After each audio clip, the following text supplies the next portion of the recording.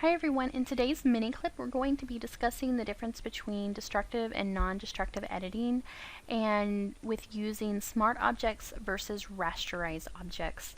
Now when you open your image you will notice right away whether it is a smart object or not, because a smart object will have a little tiny piece of paper looking icon in the bottom right corner of that layer, and a rasterized layer will not.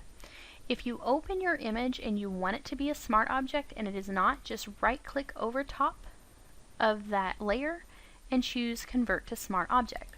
If it is a smart object and you want to rasterize it, you just need to right click over it and choose Rasterize.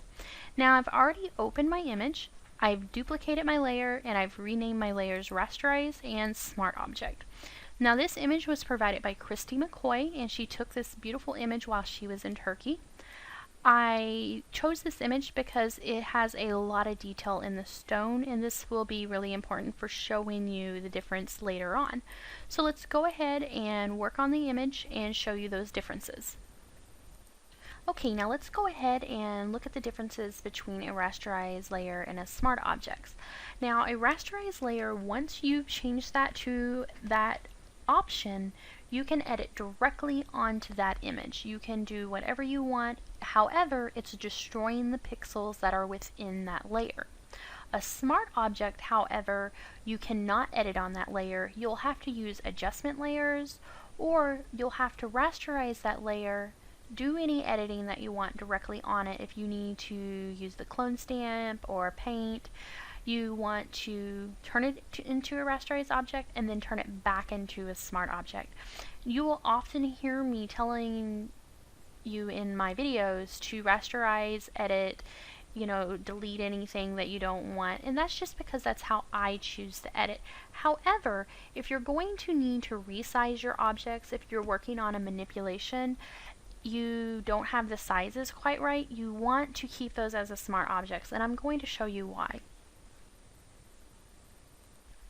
So let's start out by resizing the images, because that's really going to show you the difference in the smart object versus the rasterized layer. So have your rasterized layer selected or move tool selected, and I'm going to hold the shift key so I maintain my aspect ratio and shrink that rasterized layer down to a teeny tiny thumbnail.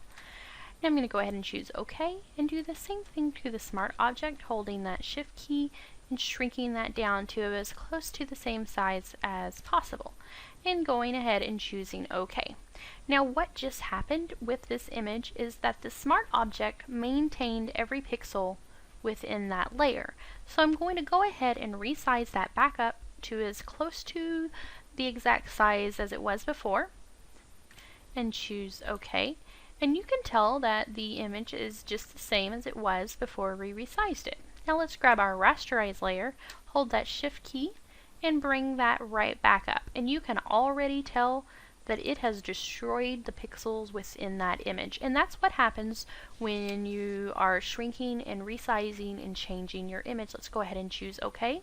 And you can tell that it just did not maintain those pixels at all, and it really damaged that image. This is why it's important when you're resizing and you're working on your manipulations to change that object back into a smart object before you do any resizing or anything that could be damaging to your image. Now you'll oftentimes hear me say rasterize your layer, edit your layer, choose your eraser, and just erase what you're wanting to hide. But what I often forget to tell you is to change that back to a smart object. So make sure when you're using your manipulations to work as a smart object if you need to resize or do anything like that. So I'm going to go ahead and just delete that rasterized layer, because this is what I would do if I was working on it normally. That image could not be saved. And now we have our smart object on a layer by itself. Okay, so that shows you the difference between your rasterized versus your smart objects, and I hope you learned a little bit about that, and that will prevent you from having issues with your pixels in your composites. And I look forward to creating new little mini clips for you in the future. Thanks!